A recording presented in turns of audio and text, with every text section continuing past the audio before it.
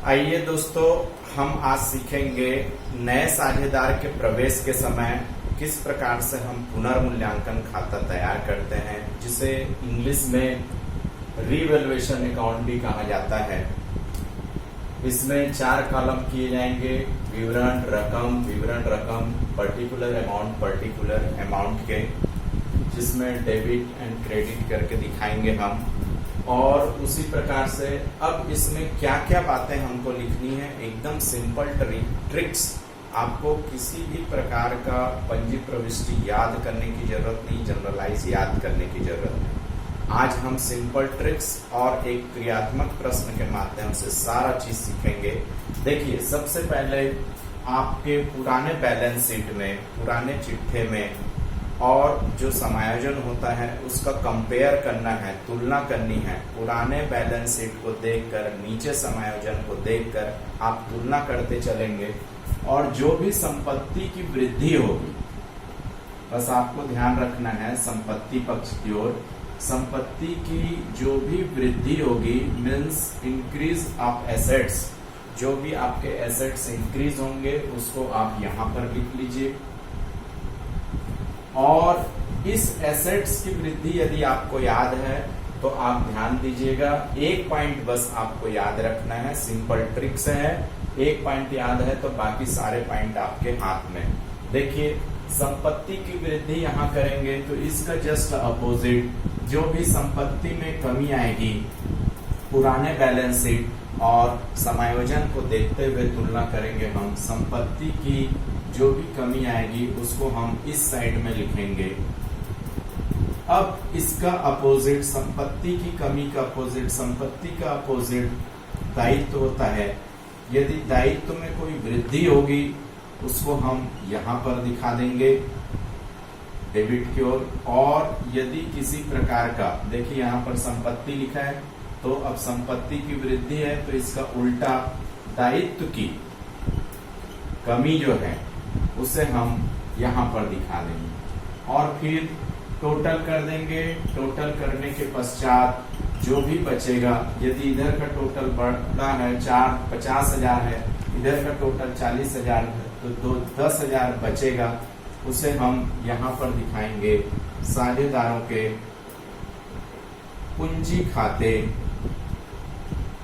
से। और जितने भी साझेदार हैं, जैसे ABC मान लो साझेदार है, तो उसमें हम बांट देंगे। इस प्रकार से हम पुनर्मूल्यांकन खाता तैयार कर लेंगे। और पुनर्मूल्यांकन खाते बहुत इजी तरीके से हम, केवल आपको संपत्ति की वृद्धि, संपत्ति की कमी, दायित्व की कमी और दायित्व की वृद्धि, ये याद रखना है और आपको पुनर्मूल्यांकन खाता इस प्रकार से आप तैयार कर सकते हैं। आइए हम इसे क्रियात्मक प्रश्नों के माध्यम से सीखते हैं। प्रश्न है, XYZ बराबर साझेदार हैं। 31 मार्च 2004 को चिट्ठा निम्न है। दायित्व और संपत्ति में, दायित्व में दिया है ऋणदाता 3,000, पूंजी X का 2,000, Y का 1,750, Z का 1,500। और इस प्रकार से दायित्व में 5,250 है, फर्नीचर 1,200, मशीनरी 1,200, फर्नीचर 400, स्कंद 2,650, ऋणी 3,780 और रोकड़ 220 है। इस प्रकार से 8,250 है आपकी संपत्ति पक्ष की ओर। प्रश्न में समायोजन है, 1 अप्रैल 2004 को A को बराबर में प्रवेश देने को सहमत हुए। वह 1,500 रुपए ख्याति और 1,800 रुपए के पूंजी के नगद लाए। दूसरा पॉइंट, मशीन और फर्नीचर का मूल्य क्रमशः 950 और 380 रुपए आंका गया और हास अपलिखित किया जाए। स्कंद का मूल्य 450 बढ़ाया जाए। आपको पुनर्मूल्यांकन खाता तैयार करना है, रीवैल्यूएशन अकाउंट तैयार करना है। तो दोस्तों देखिए, इसमें आपको देखना है जो नया साझेदार पूंजी ला रहा है और ख्याति ला रहा है। पूंजी और ख्याति को आपको यहाँ पर नहीं लिखना है, आपको उतना ही चीज लिखना है जो मैंने अभी बताया है। जो संपत्ति में कमी और वृद्धि होती है, केवल हमको पुनर्मूल्यांकन खाता में उतनी ही चीजों को लिखना होता है। तो देखिए यहाँ पर मशीन 950 है, जबकि मशीनरी यहाँ पर 1,200 है।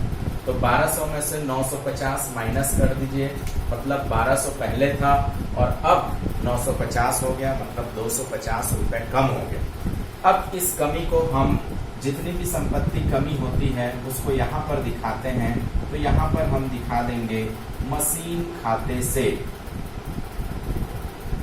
और इस 1200 में से ये जो आपका 1200 है इसमें से 950 माइनस करके दिखाएंगे, क्योंकि कमी हो गया संपत्ति में, तो ये 250 हम यहाँ पर लिख सकते हैं। उसी प्रकार से फर्नीचर का मूल्य 380 हो गया, जबकि फर्नीचर पहले 400 था, अब 380 हो गया।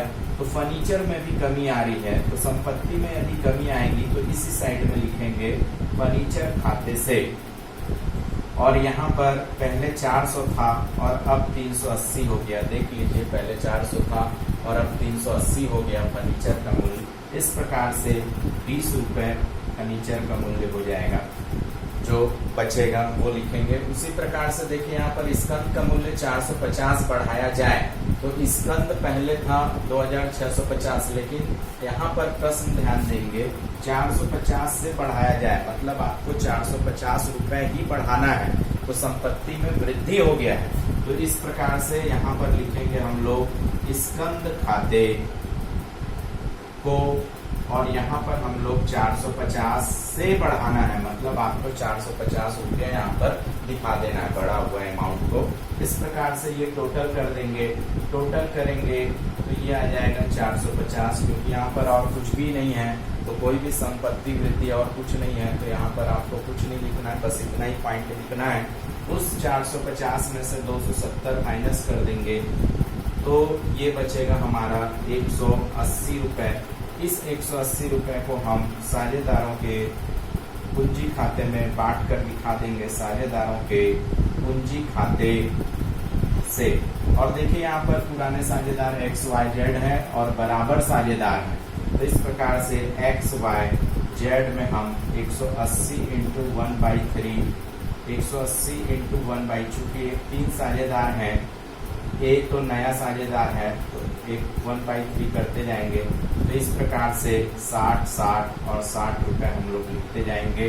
तो ये आपका इस प्रकार से पुनर्मूल्यांकन खाता है। ये पुनर्मूल्यांकन खाता हम इस प्रकार से दिखाएंगे। Okay, thank you. यदि आपको ये वीडियो पसंद आया हो तो आप इसे लाइक करिए, शेयर करिए और कमेंट करिए, सब्सक्राइब करिए। Thank you.